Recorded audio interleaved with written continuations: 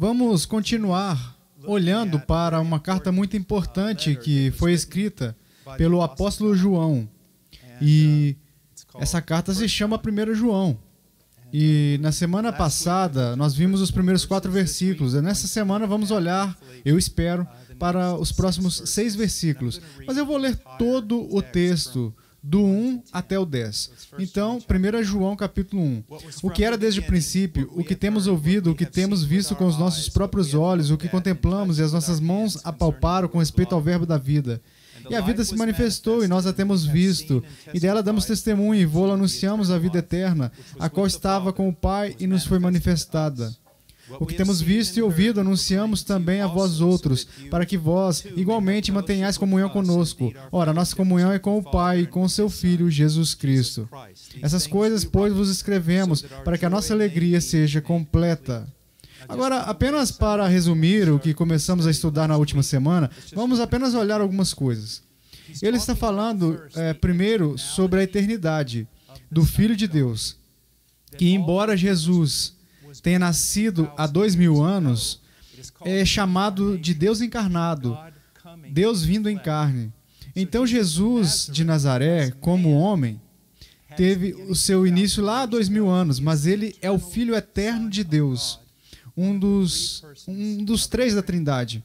Agora, algumas das verdades mais importantes neste texto são essas. João continua dizendo o que temos ouvido, o que temos visto com os nossos olhos, o que temos olhado e tocado com as nossas mãos. Então ele continua, e ele diz novamente no versículo 3, versículo 2, e a vida se manifestou, e nós a temos visto, e dela damos testemunho e vô-la anunciamos. Então versículo 3, o que temos visto e ouvido. Então você vê que ele repete. Por quê? Se você olhar para todas as religiões do mundo, elas, primeiramente, algumas pessoas se separam de sua própria cultura, do seu próprio povo, talvez até tenham entrado em uma caverna ou saído para o deserto, e eles extraíram ideias do seu próprio coração, da sua própria mente, sobre o que significa ser um ser vivo. Ou eles fazem reivindicações tremendas de ter recebido uma visão, ou um sonho, ou algum tipo de comunicação esotérica, de algum lugar que não seja o natural. O cristianismo está dizendo não. João está dizendo não. Nós não tivemos uma visão, ou simplesmente tivemos um sonho, ou pensamos e inventamos algo. Mas que Deus entrou no nosso mundo. Nós o vimos. Não apenas o vimos. Ele diz, nós contemplamos Ele, nós observamos Ele cuidadosamente. E não apenas isso.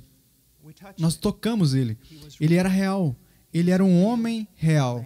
E a reivindicação do cristianismo é que há 2000 anos depois, Deus se encarnou em carne.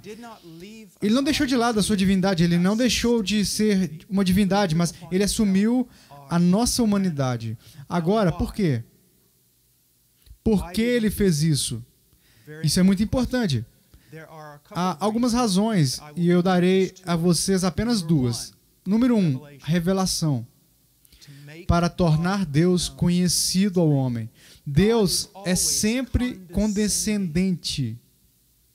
Isso quer dizer que Ele está vindo ao nosso nível para falar conosco. Mas a principal razão pela qual Deus se tornou homem é por causa do problema do homem. A Bíblia fala sobre Adão como o primeiro homem, sobre a queda de Adão e, subsequentemente, a queda de toda a humanidade em Adão. E desde então, a humanidade nasce com um problema duplo. Um é, o seu relacionamento com Deus está quebrado por causa do pecado. É um problema de justiça e retidão. E 2, o poder do pecado. Podemos ver nas crianças, podemos ver nos jovens, podemos ver na história, podemos ver quando olhamos no espelho. Que fazemos coisas que sabemos que não devemos fazer. E a grande questão é essa. Se Deus é justo, e Ele é. Se Ele é justo, e Ele é. Se Ele é santo, se Ele odeia o mal. Então a grande questão é, o que Deus faz com pessoas como nós? O que Ele faz? Se Ele simplesmente perdoa, Ele não é justo. Se Ele simplesmente olha acima dos nossos pecados e ignora, ele não é santo. Então, a grande questão é, como pode um Deus verdadeiramente justo, que sempre punirá o mal, como ele perdoa e mantém a sua justiça? E a resposta para isso é encontrada na pessoa de Jesus Cristo. O que acontece é isso, que Deus se torna um homem, ele vive a vida que não podíamos viver. Então, ele vai para o Calvário e ele morre. Ele sofre e morre de forma vicária. Agora, a palavra vicária, o vicário, se você não se lembra de mais nada do que eu disse, lembre-se que a palavra vicário significa no lugar de outro, um substituto. Você não vive, eu não vivi uma vida justa diante de Deus. Cristo veio e viveu uma vida justa diante de Deus. Uma vida perfeitamente justa. É por isso que diversas vezes no Novo Testamento ouvimos Deus falando do céu: este é o meu Filho amado, em quem me comprazo. Mas depois, no Calvário, na cruz, o que aconteceu foi, ele carregou o pecado da humanidade, ele carregou o seu pecado, ele carregou a culpa dele, a culpa nele, e toda a justa ira de um Deus santo, que deveria cair sobre nós por todos os nossos crimes, não apenas contra Deus, mas contra a humanidade, caiu sobre ele. Vocês se lembram que pouco antes de morrer ele disse que está consumado? O que esse termo significa de fato é que foi pago integralmente. Então tudo o que nós devíamos à justiça de Deus por causa dos nossos crimes, uns contra os outros, contra ele, ele pagou. E Paulo diz em Romanos capítulo 3, agora Deus provou ser justo e o justificador daqueles que creem em Cristo. Ok? Então, deixe-me dizer a vocês dessa forma. Eu usei essa ilustração já muitas vezes. Vamos olhar dessa forma.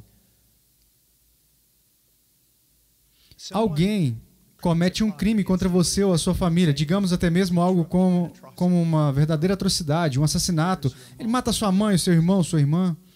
E eles são pegos pela polícia. E eles vão para o tribunal e o juiz olha para baixo enquanto você está ali no tribunal. Ele olha para a pessoa que assassinou a sua família e diz isso. Eu sou um juiz tão amoroso e compassivo, tardio em me irar e abundante e amoroso, eu perdoo. Então ele sai, ele abraça o assassino e eles são agora os melhores amigos. O que é que vocês diriam? Vocês diriam, o que é isso? Isso não é justiça. Isso é maldade. Esse juiz é tão corrupto quanto os criminosos que ele perdoou. Então, essa é a grande questão. Como Deus pode perdoar vocês e me perdoar simplesmente olhando para os nossos pecados? Ele não pode, mas o que ele fez foi, ele tomou o nosso lugar e morreu debaixo do julgamento que nós merecemos. Então Paulo diz, o grande argumento em Romanos 3, agora, Deus provou a si mesmo ali debaixo do pecado, e ele é capaz de nos declarar justo com ele por meio de Jesus Cristo, porque ele puniu o pecado em seu próprio Filho. Então, essa é a grande razão para a revelação, a encarnação.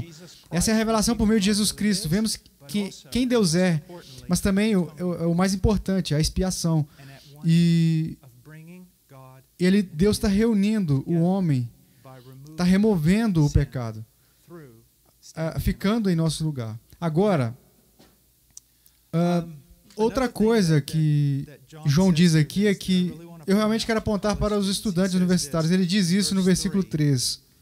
Ele diz, o que temos visto e ouvido anunciamos também a vós outros, para que vós igualmente mantenhais comunhão conosco. Ora, a nossa comunhão é com o Pai e com o seu Filho Jesus Cristo. João está dizendo que estamos dando a vocês essa mensagem de que através da crença vocês terão comunhão conosco e com Deus. Agora João está fazendo uma mudança realmente radical nessa declaração. Ele está dizendo, se você não tem comunhão conosco, seria difícil dizer que você tem comunhão com Deus, ok? Agora, como João poderia dizer algo assim? Porque é uma declaração assustadora. Você vê, João era um apóstolo. Um dos homens, isso foi posto de lado por Cristo. Um dos homens que foi capacitado, movido pelo Espírito Santo para falar a verdade do Evangelho, para escrever o Novo Testamento, ok? Então, o que ele está dizendo é, se você crê no que estamos dizendo, Se você concorda conosco, você tem comunhão com Deus. Basicamente, se você crê no que escrevemos como escritura, você tem comunhão com Deus. Agora, João pode dizer isso como um apóstolo. Eu não posso dizer isso. A minha igreja não pode dizer isso. Ninguém pode dizer isso. Eu estou tentando fazer isso, especialmente aqui no campo universitário. Tenha muito cuidado. Se alguém vier até você pregando que você precisa de Cristo, você precisa de Cristo. Ora, isso é uma coisa maravilhosa, é verdade. Mas se eles também disserem isso, e você tem que estar no grupo deles. No nosso grupo, você não tem Cristo se não estiver no nosso grupo. Então está começando a ficar assustador, vocês estão entendendo o que eu estou dizendo? E eu quero que vocês vejam isso. Nós estamos aqui, eu estou aqui, não porque você precisa de mim. Não porque você precisa da igreja a qual eu pertenço, mas para te dizer que você precisa de Cristo. Veja, se você precisa de Cristo mais do que de mim, então eu não tenho poder sobre você. Você precisa de Cristo mais do que a minha igreja, e nós não temos poder sobre você. Mas se eu estiver diante de vocês e disser que Cristo, vocês precisam de Cristo, e você precisa olhar para as Escrituras e precisa lidar com as suas reivindicações que Ele faz sobre si mesmo, então eu realmente não tenho nenhum poder sobre vocês. Quando eu estou ensinando a vocês, eu estudei bastante. Eu fui para a escola, eu espero ser um homem sincero. E espero que quem ensina seja um homem sincero. Mas sempre você sabe, mesmo quando o apóstolo Paulo ensinou, ele disse que os bereanos eram nobres porque eles examinavam as Escrituras. E é a mesma coisa que vocês devem fazer sempre que alguém começar a falar sobre Cristo ou salvação. Vocês precisam procurar por si mesmos. Eu me lembro, eu estava no campus de uma faculdade há vários anos, eu quero dizer que foi basicamente um tumulto, eu não podia acreditar no que estava acontecendo, as pessoas estavam dizendo todo tipo de bobagem. Eu quero dizer, bobagens ilógicas, irracionais, nenhum senso tinha nas palavras deles. E essa pessoa gritou essas coisas, isso era coisas completamente, historicamente tolas e imprecisas. Então, eu e a minha esposa olhamos, a minha esposa olhou para mim e ela disse, você precisa fazer algo sobre isso. Ok. Então, eu fui até a multidão e quando aquela pessoa gritou isso, de novo eu disse uma coisa, eu disse, documentos. E toda a multidão simplesmente parou e tipo, eu não estou entendendo o que ele está falando. E eu gritei, me dê os documentos. E a pessoa disse, o quê? E eu fui, você acabou de falar uma verdade aí, uma declaração. Você fez uma declaração sobre o que é verdadeiro na história. Quais são os seus documentos? Eu não estou falando sobre o que o professor que você leu disse, o que o comentário dizia. O que os documentos que você tem para provar, a evidência básica por dizer isso? E eles não tinham, porque não havia. Ok? No cristianismo, e este é o documento principal. Ok?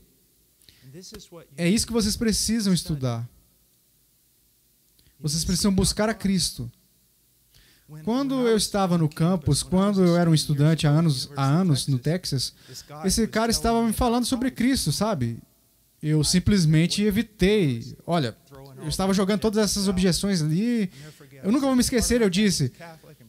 minha família é católica, minha outra família é batista, e eu não quero saber de nada disso com religião. Pronto. E ele simplesmente me encarou, e ele ficou bem sério, e ele disse, você confundiu a nossa conversa. Eu disse, como assim? Ele disse, eu não mencionei religião, eu não mencionei nada disso, hora nenhuma. E eu disse, não? Ele disse, eu apenas mencionei isso, Jesus de Nazaré. E você tem que determinar quem ele é. É um mentiroso, um lunático, ou ele é exatamente quem ele disse que ele é? Esqueça todas as outras coisas. E isso é da mesma forma que eu estou dizendo. É olhar nas Escrituras, porque foi isso que me conduziu a realmente enxergar e me tornar um cristão. Não foi o que alguém me disse, mas eu comecei a buscar nas Escrituras, ok? E isso é que João está dizendo aqui. Ele diz, nós temos comunhão com o Pai e com o Filho. Nós queremos que vocês tenham comunhão com o Pai. Mas o que ele está falando está bem longe de mim aqui, ou de outro professor ou pregador de uma igreja. Vocês precisam da Bíblia. Vocês precisam buscar na Bíblia. Vocês precisam fazer essa pergunta para vocês mesmos. Quem é o Jesus de Nazaré, ok? Porque ele é o que a nossa fé significa. Lembre-se, João não começou e disse, se vocês seguirem essas regras, vocês estarão retos com Deus. Não, ele não começou assim. O cristianismo tem regras, tem o que chamamos de ética e moralidade. Mas vocês não conseguem um relacionamento correto com Deus realizando e cumprindo princípios, vestindo roupas corretas. Não. Não é fazendo um monte de coisas divertidas. O cristianismo, digamos que há um novo cristão aqui. Eles se tornaram cristãos talvez há 1 hora, ok? Eu sou cristão há cerca de 35 anos ou mais. Essa pessoa é cristã há algumas horas e realmente, sabe, eles não percorreram selvas, não sofreram ameaças e todo tipo de coisas. Eles não fizeram coisas, obras. Eles simplesmente se tornaram cristãos. Você percebe que essa pessoa e eu estamos indo para o céu pela mesma razão? Jesus Cristo morreu pelos nossos pecados. 35 anos não acrescenta nada para a minha salvação. A salvação é um dom. É uma coisa maravilhosa. É uma coisa incrível. Vocês estão entendendo? O apóstolo Paulo, que viveu talvez até seus 60 anos e acabou morrendo como mártir, e sofreu talvez como ninguém sofreu nesse mundo, por causa de Cristo, ele foi para o céu pela mesma razão que o ladrão na cruz foi para o céu. Jesus Cristo morreu pelos pecadores. Então, essa primeira passagem sobre o que está falando aqui, principalmente é sobre uma pessoa que afirmou ser de Deus, que afirmou ser Deus em carne. E eu acredito com todo o meu coração e a minha vida que ele realmente não estava mentindo, ok? Agora, vamos passar para o 5. Ora, a mensagem que da parte dele temos ouvido e vos anunciamos é esta, que Deus é luz e não há nele treva nenhuma. Agora, quando João escreve, às vezes, e ele faz com tanta frequência, às vezes as pessoas pensam que ele faz de propósito, como se devêssemos adorar a Deus em espírito e em verdade. Espírito pode se referir ao nosso espírito, à profundidade do nosso ser. Ou pode se referir à verdade do Espírito Santo. A verdade pode se referir à sinceridade ou, na verdade, uma verdade proposicional. Talvez algo assim esteja acontecendo. Ele diz, temos ouvido e vos anunciamos é essa. Ouvido de quem? De Cristo. Que Deus é luz e não há nele treva nenhuma. Há duas possibilidades aqui. Talvez elas simplesmente se misturam. E o que são? Havia um grupo de mestres que eventualmente se tornou conhecido como gnósticos. Agora, os gnósticos vieram do grego, da palavra grega, gnosis, que é conhecimento. E o que eles basicamente alegaram ser é que a salvação era encontrada nesse conhecimento que eles tinham. E era um conhecimento secreto. Por isso chamamos de esotérico. Era algo obscuro, ok? E simplesmente algumas pessoas de fato tinham. E há uma possibilidade real de que pelo menos as raízes desse grupo tivessem começado a influenciar aqui. Eles estavam dizendo, não. Vocês, cristãos simplórios que têm essa fé no que vocês sabem, né? Jesus que morreu e ressuscitou. Isso é verdade, mas agora há esse conhecimento mais profundo que vocês precisam obter de nós. E se vocês não obtiverem de nós, nós temos esses segredos e vocês não vão para o céu. E acho que o que João está dizendo aqui não. Deus é luz. Ele não é treva. Ele não está escondido. Ele não está nas trevas. Ele se revelou para nós na pessoa de Cristo. Ele se revelou para nós e mostrou quem Ele é. E nos mostrou o que Ele deseja de nós. Ok? Então, não é algum conhecimento secreto que vocês precisam, que simplesmente alguns que vocês conhecem os induziram a ter. Esteja muito claro. Também, este grupo era meio que... Eles tinham dois extremos. Alguns desses gnósticos, eles eram...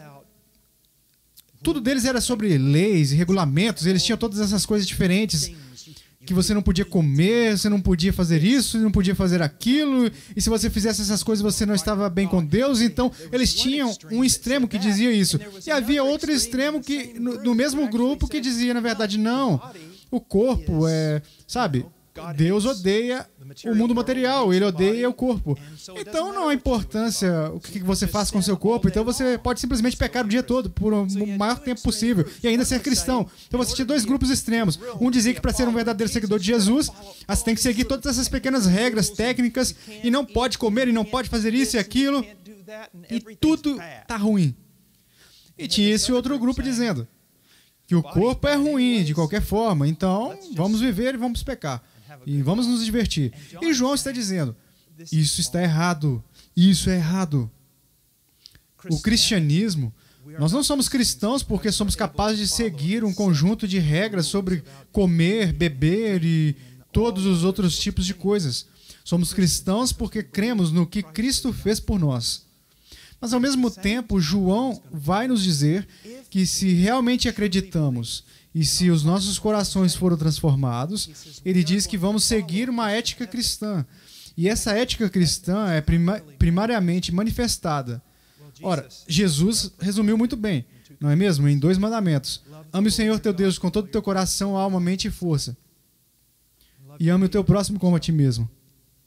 Veja, há mandamentos na lei de Deus que diz para eu não cometer adultério.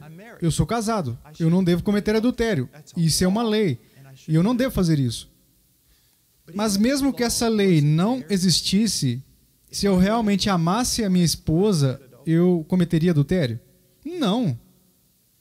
Se eu realmente amasse o meu amigo, eu mentiria para ele? Eu roubaria ele? Eu enganaria ele? Não. Então veja, é assim que nós podemos dizer que, embora haja uma ética e haja regras no cristianismo, tudo se resume a isso, a caminhar no amor. Se eu amar, eu vou ser egoísta, ganancioso, temperamental, impaciente, orgulhoso? Não, nada disso. Vocês estão entendendo? Então, o que João vai conseguir aqui é isso. Se você realmente se tornou um cristão, algumas coisas vão mudar na sua vida. Mas ele é muito claro que você não se torna um cristão porque você mudou as coisas e, mudando as coisas, você ganhou a salvação. Ele está dizendo que, ele vai nos dizer isso. Você é salvo apenas por confiar no que Deus fez por você em seu Filho. Mas se você realmente confiou nele, a sua vida vai começar a mudar. E é a mesma coisa que Jesus disse, você os conhecerá pelos seus frutos. Vocês estão entendendo? Os seus frutos. Agora, vamos em frente. Ele diz, essa é a mensagem que ouvimos dele e anunciamos para vocês que Deus é luz e nele treva nenhuma há. Então ele diz, se dissermos que mantemos comunhão com ele, se dissermos que somos cristãos, ok? Se dissermos que temos um relacionamento com Deus, que temos comunhão com Deus, ok? E andarmos nas trevas, então mentimos e não praticamos a verdade. Agora, vamos ver como isso funciona. Ele está dizendo isso. Deus é luz. Deus nos disse quem Ele é. Ele é justo, Ele é santo, Ele é amoroso, Ele é compassivo. Vocês estão entendendo? Deus nos disse isso sobre si mesmo. Deus também nos revelou a sua vontade.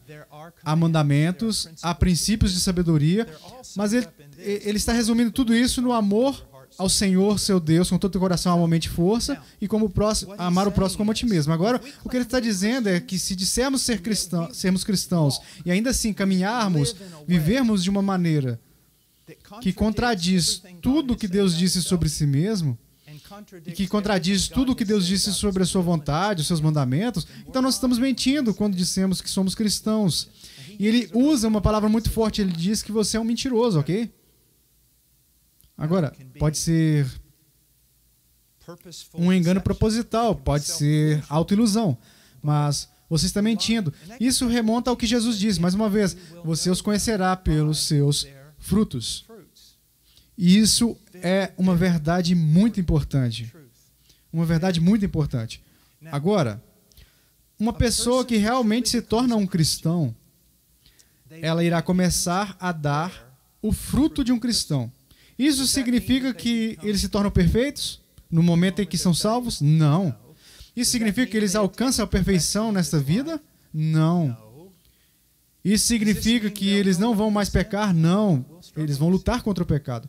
O que isso significa é que não há perfeição, mas há uma mudança de direção. E sim, às vezes serão 2 passos para frente e 3 passos para trás. E às vezes serão 2 passos para frente e 1 passo para trás. Será uma luta por toda a nossa vida, mas quando você olha para uma pessoa, você vai poder ver que essa pessoa é diferente. Ela está amando a Deus, está amando as pessoas, está confiando no Filho. Algo aconteceu com ela, ok? Agora, muitas vezes as pessoas vão dizer coisas assim, é bem intencionado, mas não é bem declarado. Eles dirão algo assim, quando Deus me salvou, Ele me mudou. Isso é verdade, mas precisamos olhar para algo. Quando Deus salva uma pessoa, ela é fundamentalmente uma nova criatura. Paulo disse isso em 2 Coríntios. Se algum homem, se qualquer pessoa está em Cristo, é uma nova criatura, ok? Então, crendo em Cristo, algo acontece.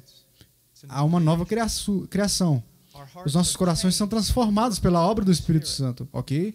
Então, dessa maneira, sim, no momento em que confiamos em Cristo, nós somos diferentes. E ainda assim, essa diferença em nós começa a funcionar. Deixe-me dar um exemplo. Eu odeio dizer isso, mas antes mesmo de eu me tornar um cristão, eu sempre amei os livros, eles sempre foram importantes para mim. E também, antes de ser cristão, eu era um grande mentiroso, eu era um tremendo mentiroso, eu não estou brincando. Eu tinha um amigo que quando eu saí com ele, eu mentia, e quando saímos, ele dizia, você é a pessoa mais assustadora que eu conheci na minha vida. Eu dizia, por quê? Eu sabia que você estava mentindo e eu acreditei em você.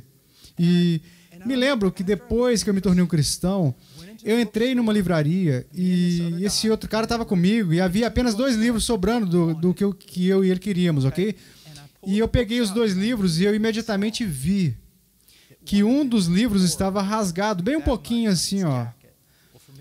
Para mim isso não vai funcionar, eu amo os livros, então eu peguei os 2 e eu entreguei para ele o outro, rasgado.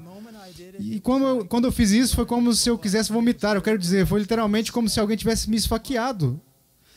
Foi assim, eu sabia que estava errado, eu não aguentei.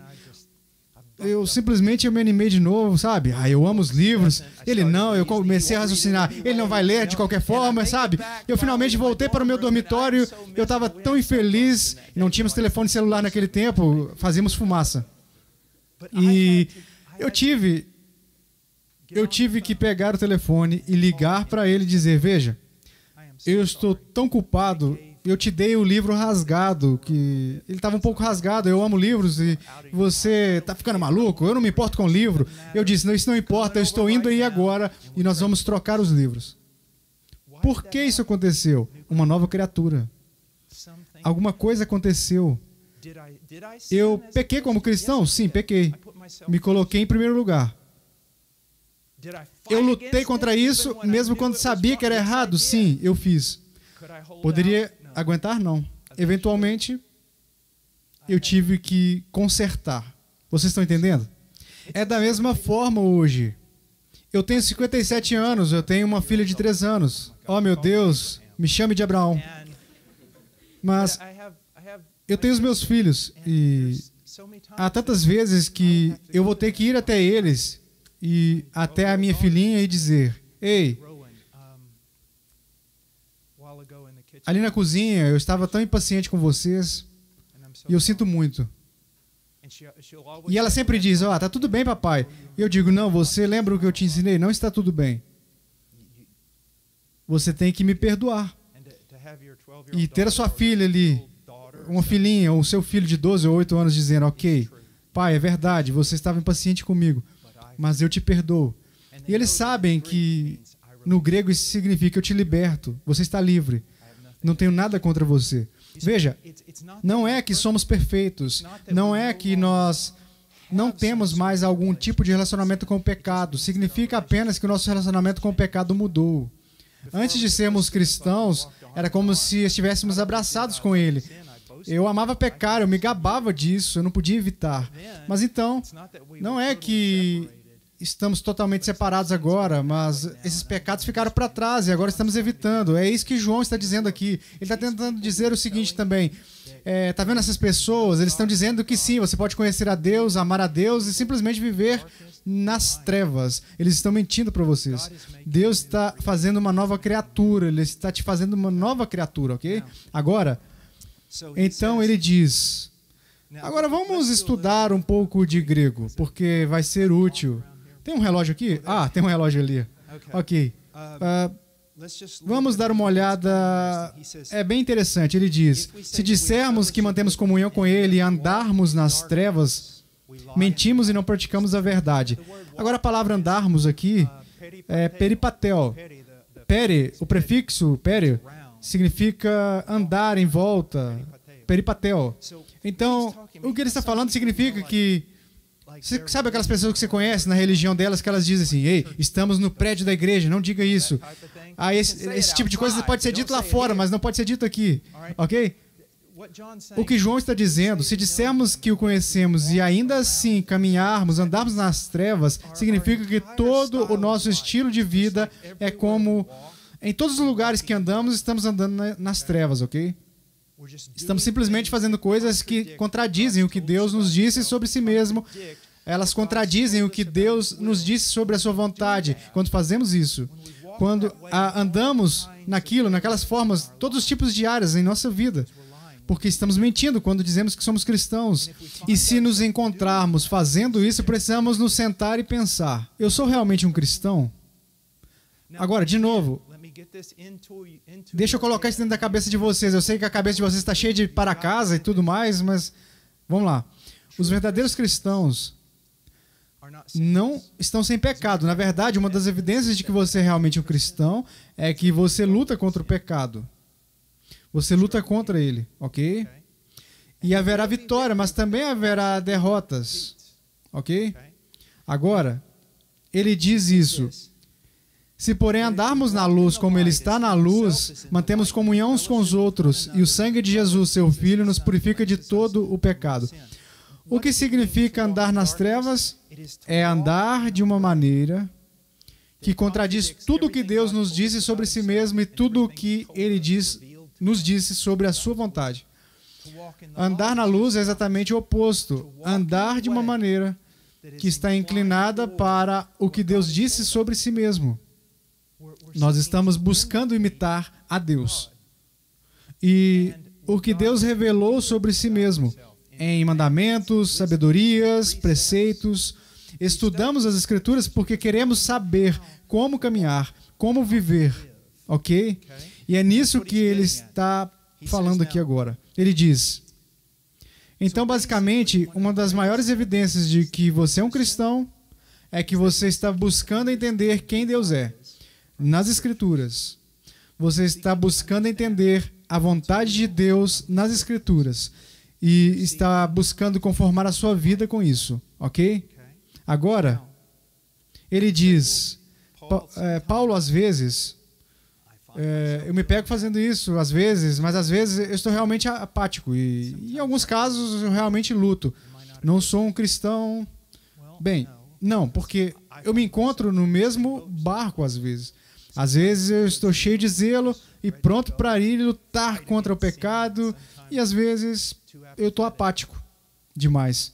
Mas quando eu estou apático, eu sei que eu sou patético e eu não posso ficar ali. E felizmente eu estou rodeado de um punhado de pessoas justas que me amam e amam o Senhor, e por isso o cristianismo não é apenas uma religião do lobo solitário. Você sabe, nós precisamos encorajar uns aos outros, precisamos abençoar uns aos outros, também precisamos dizer uns aos outros: ei, você está errado, ei, você está escorregando, ei, vamos voltar ao jogo, como eu posso te ajudar? Vocês estão entendendo? Então, o que nós estamos falando aqui, mais uma vez, não é sobre perfeição, mas estamos falando sobre se eu fosse colocar uma pessoa que afirma ser... ele é apenas um descrente, ok? Total. E o seu estilo de vida e tudo mais está errado. Então eu coloco você bem do lado e você afirma ser um cristão, mas você parece com ele o tempo todo. Há um problema. Você está enxergando o problema? Quer dizer, há um problema. que pelo menos você terá que dizer para si mesmo: eu realmente preciso olhar para as Escrituras, eu preciso falar com alguém, porque não há nenhuma mudança. Não há nenhuma diferença. O que aconteceu, parece que não há nenhuma mudança acontecendo. Eu me considero um cristão porque fui criado na igreja, mas, sabe, eu não sou diferente. Nunca fui. Então, sim, você precisa olhar para algumas coisas. Ou se você está sentado aí, e eu conheci tantos alunos, não apenas neste campus, mas em muitos campos, onde eles vêm e falam comigo: ó, eu sou um cristão. E eu realmente, eu digo: sim, sim. Eu fui criado na igreja. Bem, há quanto tempo você é cristão? Toda a minha vida. E o que isso significa? Bem, cara, eu vou à igreja, eu tento fazer o meu melhor. Isso não é ser cristão. Isso não é ser cristão de jeito nenhum. Isso é uma pessoa que tem um pouco de religião má. Um cristão é alguém que diz: eu sou um cristão. Ok, por quê? Porque eu reconheci eu vou à igreja, eu me batizei e reconheço que todas essas coisas são boas. Eu tento fazer o que é correto com Deus. Eu disse, Isaías disse que minha justiça é trapo de imundície. Eu sou um cristão porque eu percebi que Cristo viveu a vida que eu não poderia viver. Ele morreu a minha morte no meu lugar. E eu confio nele. Qual outra esperança que você tem? Eu não tenho outra esperança. Quais são as suas obras? Eu quero fazer coisas boas, mas não são a minha esperança. Se Deus me julgar pelas minhas melhores obras, não haverá esperança. Eu sou um cristão porque eu confio em Jesus Cristo como meu Senhor e Salvador. Há apenas um herói nessa história, alunos. E nenhum de nós, ou qualquer outra pessoa que já foi um seguidor de Cristo. Cristo é o único herói. Ok? Como eu ouvi um antigo pregador dizer uma vez: você não vai para o céu com um pingo de justiça própria nas costas. O que ele quer dizer é que aqueles que vão para o céu são aqueles que perceberam que eu não contribuo nada aqui. Nessa coisa de salvação. Ele está ativo e eu sou passivo. Ele tem feito algo, morreu por mim, viveu por mim, ressuscitou por mim. Eu estou confiando nele. Então alguém pode dizer: sim, mas desde que você fez isso, você realmente mudou e parece que você, sabe, você é uma pessoa diferente. Bom, louvado seja Deus, porque eu mudei, sou uma pessoa diferente, mas nada disso contribuiu para a minha salvação. Ele fez tudo. Vocês estão entendendo? Deixe-me colocar dessa maneira. 100% ele. 0% nós. Ele fez tudo isso. É por isso que a salvação é pela graça. Vocês estão entendendo? É graça. Então, quando falamos sobre um cristão viver uma vida diferente, ele vive uma vida diferente como um pato. Isso não foi bom. O que quero dizer? Vocês já ouviram isso? Sabe, o pato, ele anda... Um pato, ele grasna, sei lá. Ele voa. Se eu falar como um pato, isso realmente não vai funcionar. Mas se vocês ouvirem patos falando, vocês precisam de um aconselhamento aqui. Mas você anda como um pato, você grasna como um pato, você caminha como esse pato e você faz tudo como um pato. Era um pato, e porque era um pato, caminha como um pato. Ok? Vocês estão me seguindo? É da mesma forma. Se alguém está agindo e vivendo como cristão, não é isso que os torna um cristão. O que os torna cristãos é confiar em Cristo e na obra do Espírito Santo neles. 100% Deus. E o fato de que pode haver mudança e crescimento é o resultado do que Deus fez em seu Filho. Tem uma ilustração que um amigo meu usa. É um cara muito brilhante. Vamos ver dessa maneira. Digamos que todos vocês estão na aula aqui comigo e é uma aula de física. E é a pior aula, a aula mais difícil. É a física mais difícil, quero dizer.